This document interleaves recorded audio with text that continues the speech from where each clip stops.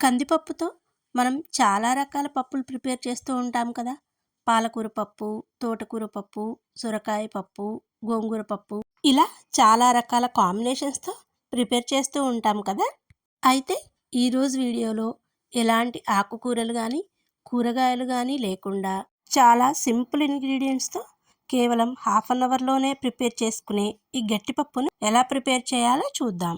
ముఖ్యంగా రూమ్స్లో ఉండే బ్యాచిలర్స్కి, వర్కింగ్ ఉమెన్స్కి ఎక్కువ టైం లేనప్పుడు ఇలా సింపుల్ ప్రాసెస్లో ఈ పప్పును ప్రిపేర్ చేసుకోవచ్చు. టేస్ట్ చాలా బాగుంటుంది.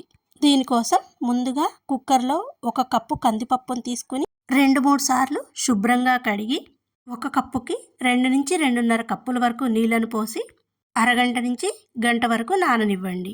పప్పు బాగా నానిన తర్వాత కారానికి తగ్గట్లు 10 నుంచి 12 వరకు పచ్చిమిర్చి, 2 మీడియం సైజు టమాటోలను చిన్న ముక్కల కింద కట్ చేసుకుని వేసుకోండి. అలాగే 1/2 టేబుల్ స్పూన్ పసుపు, చిన్న ఉసిరికాయంత చింతపండు, కొద్దిగా కొత్తిమీరను కూడా వేసి మీడియం ఫ్లేమ్లో 4 విజిల్స్ వచ్చే వరకు ఉడికించి ప్రెషర్ పోయాక మూత తీసి రుచికి సరిపడా సాల్ట్ వేసి మ్యాషర్తో కానీ పప్పు గుత్తితో కానీ మెత్తగా మెదుపుకొని పక్కన పెట్టండి.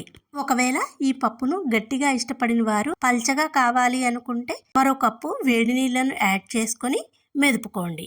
ఇప్పుడు తాలింపు కోసం ప్యాన్ హీట్ అయ్యాక 2 టేబుల్ స్పూన్ల ఆయిల్ వేసి పోపు గింజలు, ఆవాలు, జీలకర్ర వేసి చిటపటలాడాక సన్నగా కట్ చేసిన ఉల్లిపాయ ముక్కలు, 6-7 వెల్లుల్లి రెబ్బలు కూడా వేసి వీటన్నింటిని దోరగా ఫ్రై చేయండి.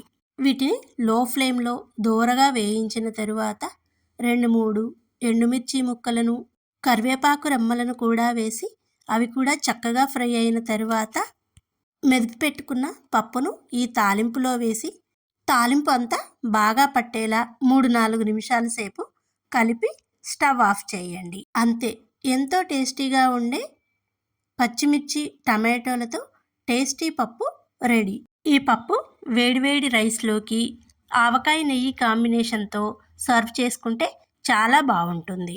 అలాగే టమాటో, పండుమిర్చి పికిల్తో కూడా చాలా బాగుంటుంది. అంతేకాకుండా చపాతీ, పుల్కా, రోటీలలోకి కూడా ఈ పప్పును సర్వ్ చేసుకోవచ్చు.